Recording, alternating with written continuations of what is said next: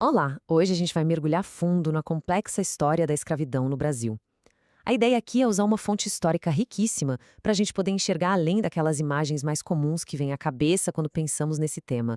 Para começar, vamos olhar para esse número. 4.800.000. É um número que por si só já define uma era inteira. Ao longo de mais de 300 anos, foi essa quantidade de africanos escravizados que o Brasil recebeu. É gente pra caramba, mais do que qualquer outro lugar em todas as Américas. E olha que dado impressionante. A cada 100 pessoas que desembarcaram aqui nesse período, 86 eram africanos trazidos à força. Certo, e essa citação aqui, ela é a chave para tudo que a gente vai conversar. Ela é do prefácio da nossa fonte e captura a ideia central de uma forma perfeita. A escravidão no Brasil, gente, não foi uma coisa só, uma coisa estática. Foi, como diz o autor, um poliedro em movimento. Pensa num objeto com muitas faces, que está sempre girando, mudando. Era um sistema complexo que se adaptava o tempo todo. Então, para a gente conseguir entender esse poliedro, vamos explorar 5 dessas faces. Cada uma delas vai revelar um pedaço diferente dessa história. Bom, vamos começar por essa ideia de que a escravidão foi um sistema perverso, sim, mas também profundamente enraizado e com uma capacidade imensa de se adaptar ao longo da nossa história. É que a escravidão não foi só uma parte da economia colonial, ela foi a base de tudo. Antes mesmo dos famosos ciclos do açúcar e do café, o trabalho forçado tanto de africanos quanto de indígenas já era o que fazia a sociedade girar. O sistema era tão presente, mas tão presente, que a própria ideia de ser livre ganhava um peso gigantesco só por existir o oposto. A fonte chega a dizer que, no território que veio a ser o Brasil, não se escapava da escravidão. Isso já nos leva direto para outra face desse poliedro, a de que não existiu só um tipo de escravidão.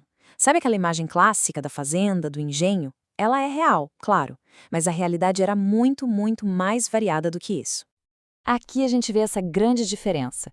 De um lado, a vida no campo, com aquela brutalidade das jornadas de 15 horas nos cafezais, nas minas.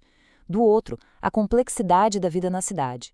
Nas cidades, pessoas escravizadas podiam ser artesãos, vendedores, os chamados escravos de ganho, que tinham uma certa autonomia, mas, claro, sempre debaixo de vigilância.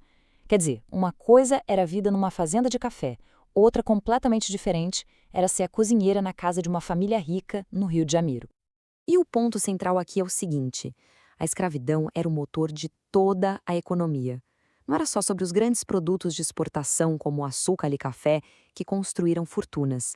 Era todo, da mineração lá em Minas Gerais até os serviços mais básicos das cidades, do trabalho dos artesãos ao trabalho doméstico e até mesmo nas primeiras fábricas. Simplesmente não tinha setor que não dependesse do trabalho escravizado. Bom, até agora a gente focou muito no sistema. Agora vamos virar a chave e olhar para as pessoas dentro desse sistema. De onde elas vinham? Como elas viviam? Isso aqui é fundamental. É uma correção histórica que a gente precisa fazer sempre. A África, de onde vieram milhões de pessoas, não era um lugar só. Era um continente gigantesco, com reinos, impérios, culturas e línguas completamente diferentes entre si. As fontes mostram pra gente a riqueza dessas origens. Vinha gente da África Ocidental, da África Central, da África Oriental. Cada grupo trazendo suas crenças, suas tradições. Agora, o que é muito interessante é como, aqui no Brasil, novas identidades foram criadas a partir dessa diversidade toda. Termos como Angola, Mina ou Nagô não eram exatamente nações lá na África, mas aqui se tornaram uma forma de criar comunidade, de criar laços de solidariedade. E mesmo com a ameaça constante da separação, da venda, a família era um pilar, um espaço de sobrevivência. Para as mulheres, a exploração era ainda mais cruel, com a violência sexual e a realidade terrível das amas de leite, que muitas vezes eram forçadas a amamentar os filhos dos seus senhores, enquanto seus próprios filhos sofriam. E as crianças, bom, nascidas na África ou já no Brasil, elas tinham a infância roubada pelo trabalho forçado desde muito cedo.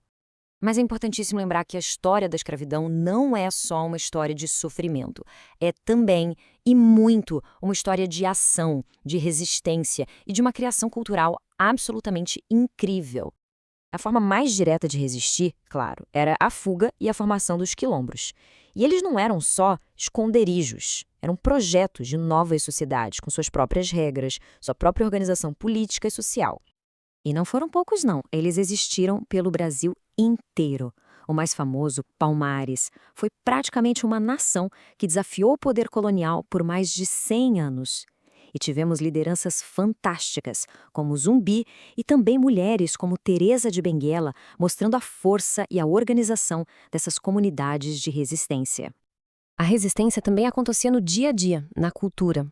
E o que é fascinante aqui é ver como a religião, a música, a dança, nada disso era só para preservar uma identidade. Eram ferramentas ativas de luta. Um batuque podia ser o lugar onde se planejava uma revolta, a capoeira uma luta disfarçada de dança, e as irmandades religiosas, então, funcionavam como verdadeiras redes de apoio, ajudando a comprar a liberdade de muitos.